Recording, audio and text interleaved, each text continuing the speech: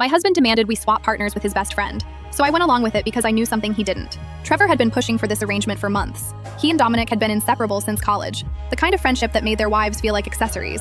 Dominic's wife Fiona was everything I wasn't. Tall, blonde, the kind of woman who ordered salads and actually ate them. Trevor would stare at her during dinner parties, not even trying to hide it.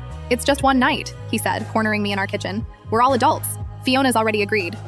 Of course she had. Fiona agreed to everything Dominic suggested, her voice always soft and accommodating.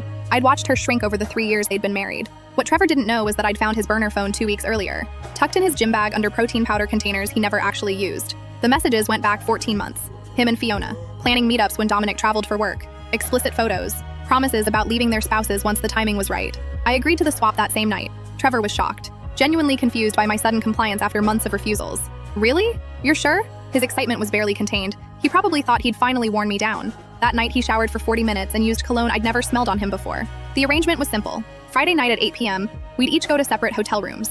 No communication until Sunday morning. Trevor had already booked the rooms, paid in cash. He'd been planning this for weeks. What he didn't know was that I'd hired a private investigator 3 days after finding the phone. What he really didn't know was that I'd been meeting with Dominic for the past 10 days, showing him screenshots, sharing evidence, watching his face crumble as he realized his best friend had been sleeping with his wife for over a year. Friday came. Trevor kissed me goodbye with more passion than he'd shown in months. "This is going to change everything," he whispered. He had no idea how right he was. I drove to the hotel but never checked in. Instead, I went to the lawyer's office where Dominic was already waiting. We spent the evening finalizing paperwork, documenting everything, building our cases.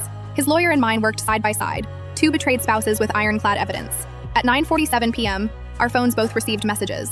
Photos from the hotel. Trevor and Fiona, captured by the investigator I'd hired. The same investigator Dominic had retained after I'd shown him the truth. Sunday morning, I was home when Trevor walked through the door. His face was glowing. He actually tried to hug me. "That was amazing," he said. "We should do this again." I handed him the envelope. "What's this?" he asked, still smiling. "Divorce papers.